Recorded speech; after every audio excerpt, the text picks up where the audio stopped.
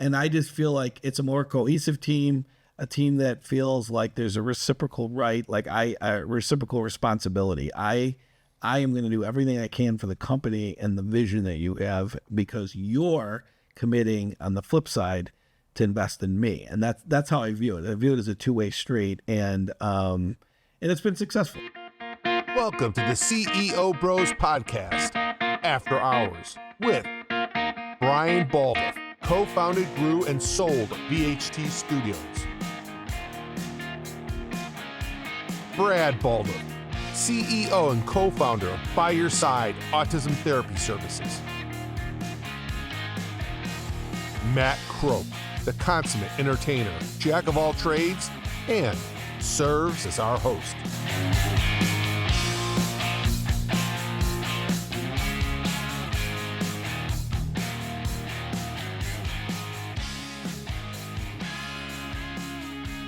And it is Friday. Oh my gosh, it's been long. Long waitedness. Always my favorite day. I think you guys picked this episode so I can compliment you. So whatever. Go ahead. Start to compliment you because tonight's episode is. I may be drunk. I may be not insane. I'd rather have a frontal. I'd rather have a bottle in front of me than to have a frontal lobotomy. I might be drunk, but at least I'm not insane. For all you Dr. Demento fans out there. Cheers. But speaking of insane, today's episode is surrounding yourself with the right people, and I am surrounded. Speaking of insanity. Speaking of insanity, Wait a minute. This is a backhanded compliment. Wow. But then I was going to say, I am surrounded by the right people, two CEOs, and we are going to, now this is not about hiring. This is about surrounding yourself with the correct people, with the right people. What would you say to that? The best best people for what you're trying to accomplish. Building an excellent leadership team, and surrounding yourself with the right people, which I think Brian and I probably have different philosophies to Probably. putting that together. Why do you say that? No, I don't. yeah. No, I think from my standpoint, we were talking about this a few days ago. Actually, ironically, we were talking about this a few days ago. We were buzzing about it. And All clever. we were talking about surrounding yourself with the right team. And one of the things that Brian and I got into a debate about is I said how I go about doing it. And so we thought, well, we should probably talk about that because that's an interesting episode, you know? So, I mean, from my vantage point, I look at individuals, and I don't necessarily am looking for like crazy levels of experience. Like I don't, you put, job descriptions or resumes out there that are like, you have to have 5 years of this, 7 years of this, 10 years of this. I look for people that have a certain competence level, have a certain emotional intelligence level, a certain drive, a certain understanding of the bigger picture, what we're trying to get done. And of course, I'm not downplaying the experience isn't important, but I put a lot less emphasis on that because I think that if you get the right team members with those characteristics, I have found that there is a far better level of success. And I have a logic behind it, but I don't know, Brian, are you predicated on they have to have the experience, or are they more on the characteristics I'm talking about, or a combination, or?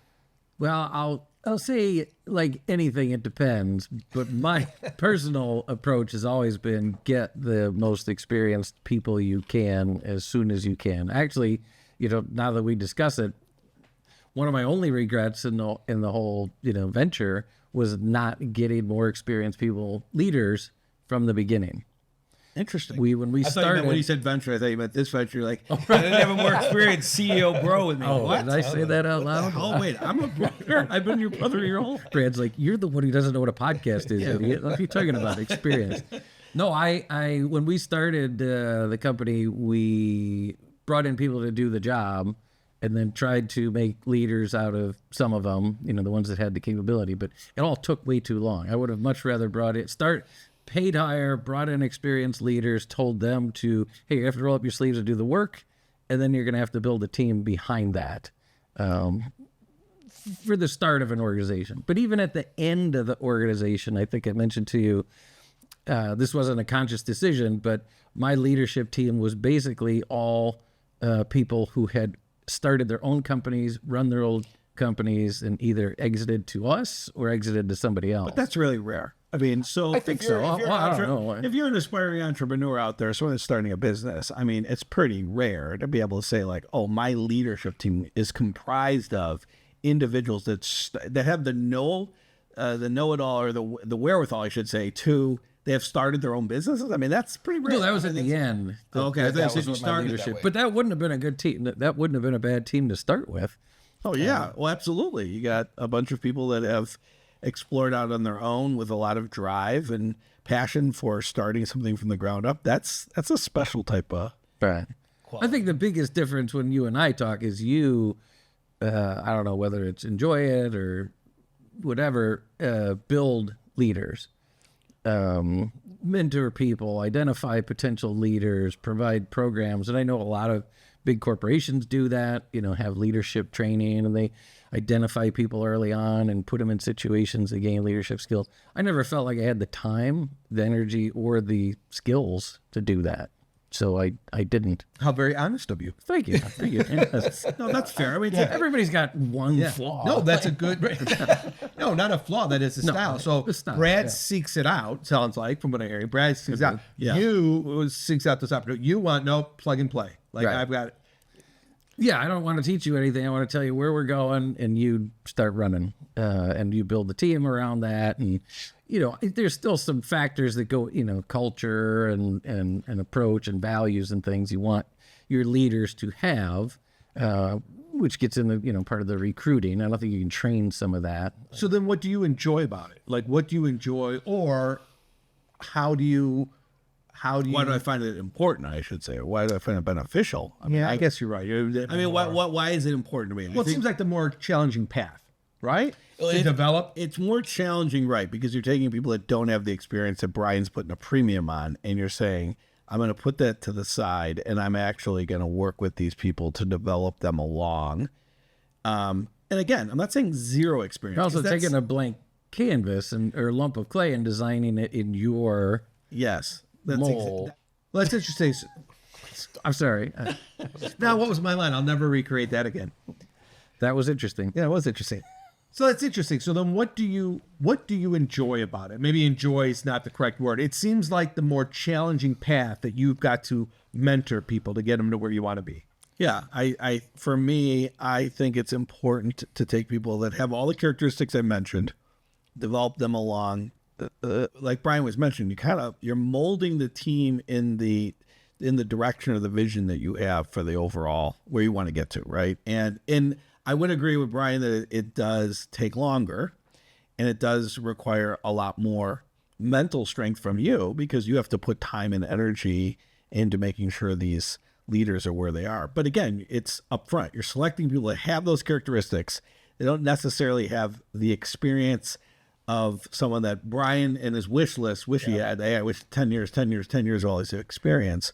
But I also think that when you do that with those people are more committed to the company and more loyal to the long-term vision, because you're giving them an opportunity that they might not ordinarily have gotten, or they may not have ordinarily have gotten as quickly as what you're doing. So someone that may have been vaulted into a role in 3 years from now, you're moving them into that role now, and they're getting that opportunity, and they're like, okay, I want to prove myself, and this guy's given me an opportunity to do it. So that's what I see the benefit of.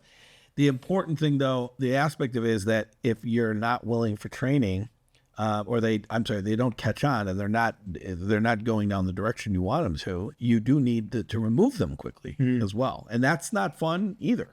So, but Brian, I mean, That's like any role. I mean, you want to move quickly if the gears are. but you're inviting it, like I'm going to put people into these roles. You're taking a bigger chance. So You're taking a bigger chance. Right. Yeah, I see it as a big risk reward. I see the reward being that let's take one person, if they work out and it's great, you've got somebody that's very committed and loyal to the cause, and they're not going to want to go X or Y or Z direction. The only direction they're going to want to go is the direction you're trying to take it, because you've put a lot of faith and confidence in them. And so I've seen that in my last 30 years in business and putting teams together. Take Matt, for example. Yeah, Matt is heads up client relations for By Your Side. He would not have satisfied a resume of 5 years, 10 years, management experience or client, the relationship, client relations level that we were looking for that role. But I saw the right skill sets, the right competency, emotional intelligence to drive. And you say, okay, well, that's something I value more than someone that's got 15 years experience on their resume. Their 15 years could be junk. And this is going to sound like a joke, but this goes all the way back to my clown college days. When I auditioned, for those who don't know, I was in Ringling Brothers Barnum Bailey Circus as a clown. When I auditioned for clown college, which was my mom's idea, I thought it was ridiculous because I know nothing about clowning. Ringling did not want birthday clowns. So those who showed up to the audition in full makeup, this is a true story. Those who showed up in full makeup and costume actually were at a disadvantage because Ringling wanted to mold a style. So they were just looking for movement, other features that they could turn into clowns. They did not want the birthday clowns. So me having an experience was actually an advantage. Brian's trying not to laugh at this. No, Whenever you hear that- the word clown, you're like, I know, thinking, it's I like a have laugh. had this It's a discussion true before. story. Don't I you know feel like honking his nose or pulling your underwear over your head, honking your nose? Yeah, listen, my mom came home and said, I heard they're having clown college auditions. And I told my mom, good luck, go get them. She's like, oh, for you. I said, clowns are weird. She's like, let's go to this audition. And we show up and there was a little dog on a bike in circles, guys doing mime. 30 guys jump out of a Herbie. Oh my God. I'm like, get me out of here. My mom's like, oh no, this looks like fun. I'm like, oh, for you. So I'm like, I'll play along. And we did some improv. He's in the Hall of Fame now. We did some movement, I know and that. it turns out, now they know now, that they were kind of looking for attributes that they don't want the birthday party clowning, because circus clowning is not birthday party clowning. Right. And I've learned that lesson just from knowing Matt for a while. Yeah. I knew that distinction. Right. So we heard Brad's advantages of retention. So what did you, in your style? It's not, I mean, retention's a. No, you're right. That's not the right way. You said more. You're talking about a senior leadership team or people around you that are going to carry out a mission. It's not retention. You said It's loyalty to a mission or loyalty to a vision. It's not retention is talks about, like, I think of employment, and hiring and firing, and so that it's about committed or loyalty to a vision. And what you're doing though is you're investing in that person's long-term future development. I'm committed to that, but at the same time, I expect you to be committed back to what I'm trying to accomplish. So that's a big difference. Yeah, that's fair. Right? So for loyalty, what were some of the advantages you've seen in the way you're style? If I could challenge you, In my style. I'm sure you develop people, right? Are you kind of downplaying it? No, I actually don't. no, he does not. I don't. I'll be right up Right. There are people. Sorry, Brian, I didn't mean to jump in so quickly and say no, you don't. But you No, don't. literally, you don't. Okay. No, there's always been people on my team, on my leadership team, that are great at developing future leaders. Yeah. We've had directors of sales that were phenomenal at bringing people up to leadership. But me personally, no, I'm not a good mentor. I'm not a good coach. I'm an X's and O's kind of, business manager. And so what advantages did you see from that style where you're bringing in people who already know what they're doing? What Well, the biggest and the most important to me was speed. Like, we always felt this urgency to move quickly. We had venture capital behind us who wanted results immediately. The market moved fast. And to become a good leader, you have to go through a lot of hits and misses. That's how you become a good leader. You learn from your mistakes. We didn't have time for that. Like, I need somebody who's already made all the mistakes. They come in here and we say, go do this. And I can count on them to, get us there quicker. What's your difference. commitment back to me if I'm on your team? That if we're successful, you'll share in the success as a leader should. Because at that point, once you're an experienced leader, I think that's mostly what you're looking for is, hey, I'm going to move fast and I want to be rewarded bigly. Is that a word? Bigly? It is. Big league. Yeah, that's good. Yeah. That's interesting too, because I kind of always view it as it's a two-way street. Like I'm asking you to do a lot. I have very high expectations, so I like to think that I'm going to ask my team of a lot, but I'm also investing in you a lot. I'm taking somebody from, and I'm not saying again that they're not qualified. They won't be qualified in 6 months from now, 2 years from now, 5 years from now, whatever it may be. But I see early characteristics of people and say, I want those people within my group, within my circle now, because they've got the idea which way we're running. And I think think it's important. There's also that you hear that surround yourself with people that are smarter than you, right? Oh, absolutely. You absolutely should surround yourself with people that are Not smarter than you. difficult for me. In this case, tonight I didn't, with the exception of Alyssa, I didn't. But I can say surrounding yourself with people that are smarter than you, because it's not an ego thing. It's really like, who is going to bring the best solutions, innovation, creativity, results to the table. Have you ever been a victim, though, of where you feel like you're identifying and molding future leaders for other companies? Because as soon as somebody realizes, oh, yeah, I do have a lot of potential, I have a lot of value, I've learned some things, see ya.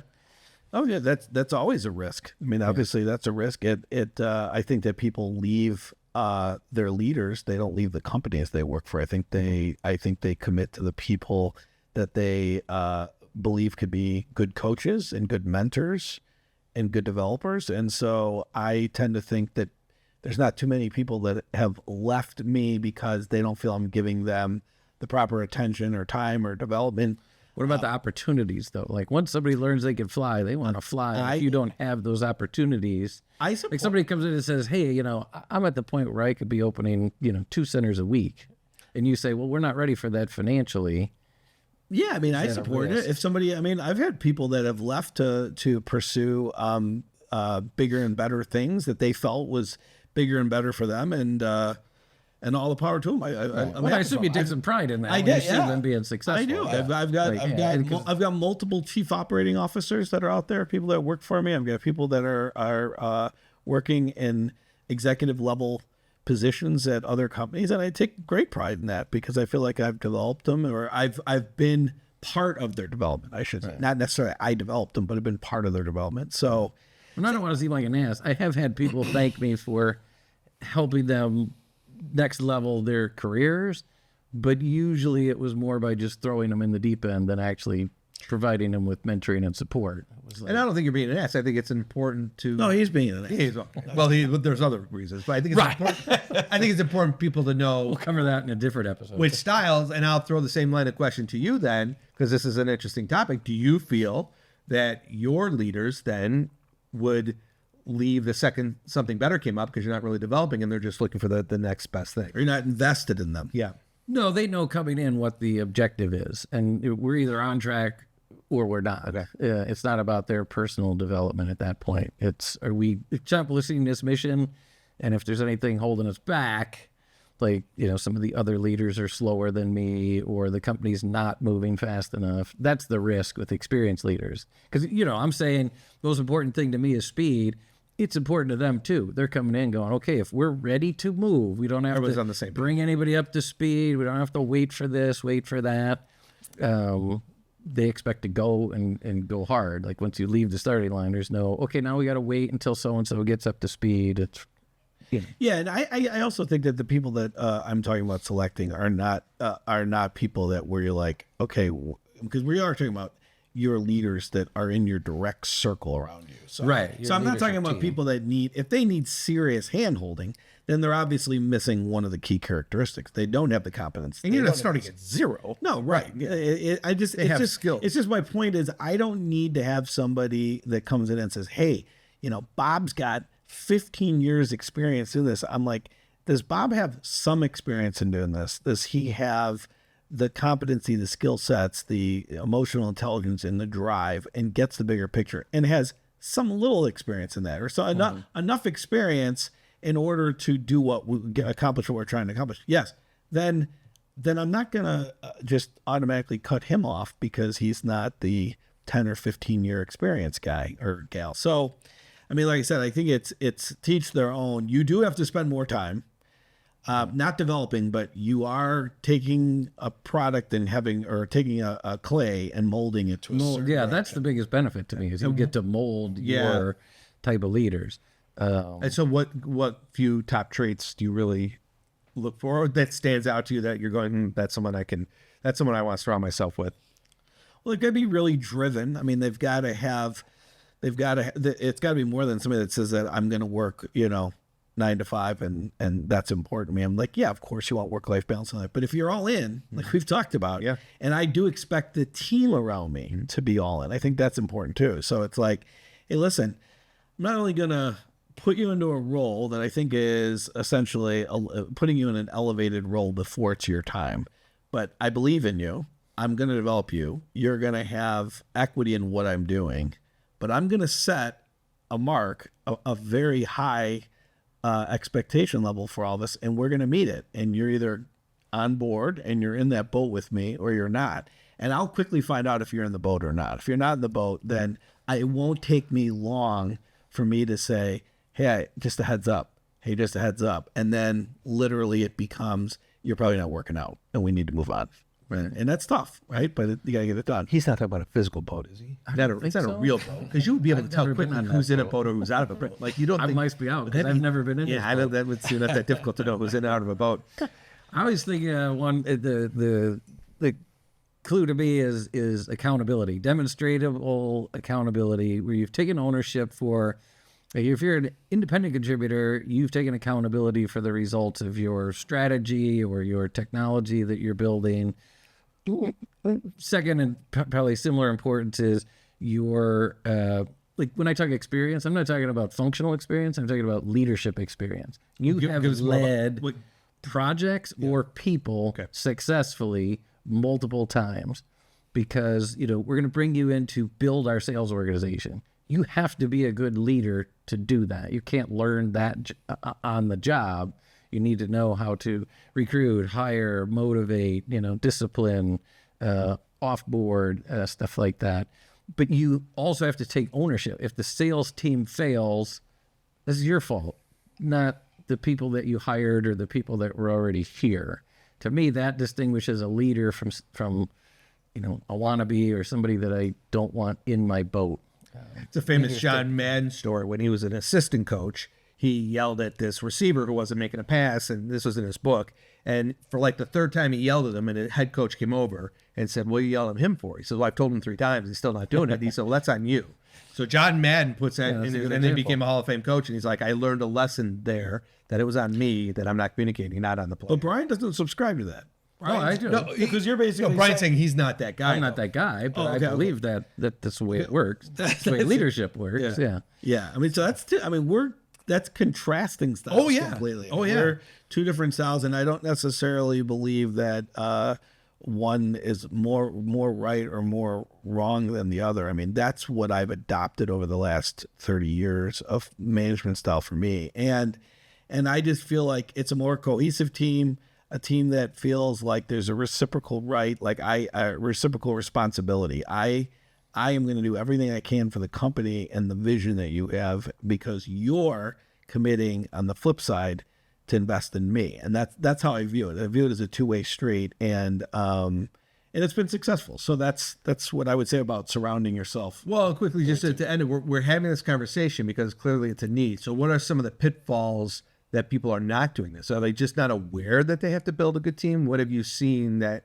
we're telling people to do this because they're not paying enough attention to it, or not giving it the I think most people aren't wired that way, to think about, I'm responsible for this team, for one thing. I need to gather a team together around me. Yeah, and I need them to be smarter than me. My job is to support them. We always talked about the upside down pyramid. Like you're not the guy at the top, you're the guy at the bottom, and you're supporting everybody above you. How do you help the people, next level below you and the next level below them blow through barriers, be more productive, be more efficient, advance your careers in sync with advancing the company goals? But that's training and developing. I mean, you're just what you said there. But just by doing that from members in your team below you, which makes it sound like you do see that. Well, I subscribe to that's how leadership works. As far as leading an organization and a team, yeah, I just never did that. I just brought in people who did that. My leadership was more about, hey, here's where we want to go, and I will be at the front of the charge. Like, hopefully you guys have everything you need to, follow me there. And that's why I'm bringing in people that have already done this before. That's interesting. That'll have to be a debate. Yeah. So it sounds like if you're a head coach of a football team, you're kind of sitting back and letting the coaches do what they do, where you're more talking to the coaches, how developing them, saying. Yeah, that's a good analogy. Think of, I would do the game plan, the play calling and stuff like that. Whereas not the like play coaches calling. would be No, not the involved play calling in the because- drills and the practices and the skill development and the practices and stuff like that. Yeah. So it's interesting. But I think it's interesting because then I feel like your team around you doesn't really feel like you're invested in them or what they're doing. Yes, you have a mission, but then they feel like you're not really invested in them. I'm invested in them to the extent that we're all invested in the same mission. I'm not invested in their career development or their leadership development. It's, hey, we're in this boat, Yeah. to use your analogy, to get there. Yeah. Yeah, it's Brad's analogy. I questioned if it was a real boat. Right. And Yeah, so it's Brad's it's still not clear. Don't lose sight of the fact that I'm not losing sight of I haven't lost sight of the mission. The big prize is the objective, the vision. What I'm seeing it as though is part of my mission of accomplishing where we want to get to is I'm bringing the team that has decided to surround themselves with me, and I'm invested in them in the process. Right. Well, we've also identified in the past, you work with a much younger team in general than I have.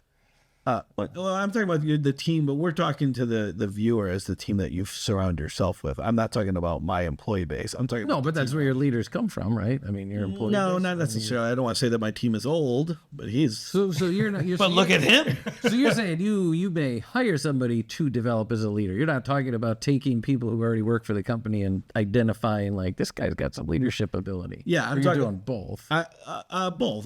They could be within the company, but most likely I'm talking about people that you could find. You actually could find in an external environment. They could be in a completely altogether different business, but the characteristics, the skill sets, all the different things that I'd mentioned, those things can translate, and they don't necessarily have to have the experience. You're also good at keeping in touch with people and seeing if they're developing and saying, oh, there's an opportunity if it calls for it, which is another I think form of development. it's a big piece of is networking, is staying in touch with all the people that may have had an impact early on in a different life, a different business life, and seeing if it's time for them to try something different. And it sounds like it sounds like communication is key, because if they're coming into that, they know.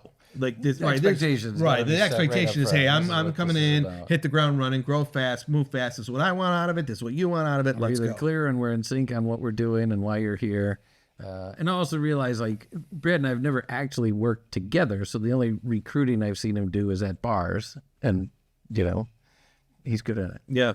Well, a great episode, because I don't know about. I'm not saying that's the only place you recruit. Yeah, I'm that's saying not that's where. the I only mean, place I've I'm going to seen take exception to that too, because we're talking about the team you surround yourself with. Right. We're not talking about just Employees. No, Why- I get it, I get so when you it. talk But you've about identified people that have something. Promise, Your talent, nature whatever. of Whether your it's innate- your whether innate it's an nature to employee say, or hey. a leader, I've seen you do it in almost any environment. well, the service industry is a great place to find those traits. I mean, It's not necessarily the team, because you're going into two different areas. One is the team that's around you, the team that you count on to carry out your vision, your objectives. Right. That's the focus. And then you're talking today. about, if you're talking about just recruiting and seeing talent in people to hire them. No, I was into going back roles. to you were saying it. Your leaders don't just come from within the company. You find Yes. people outside. They the could- company. they could be from outside the join company as your well. leadership team, and you say this person would be a good fit. Two great styles. What fits for you? Let us know. And you know what you should surround yourself with? More subscribe buttons. More CEO bro sponsors. videos and sponsors. Surround yourself with sponsors. That's right. We were gonna say hit the subscribe button, and sponsors contact us. Let us know. We need what do we need? We could be wearing your We need apparel. apparel. We need We could be drinks. drinking We're your running drinks. low. The fridge we got to get back out. Hit that subscribe button. Let us surround you with great content, and we'll see you next time.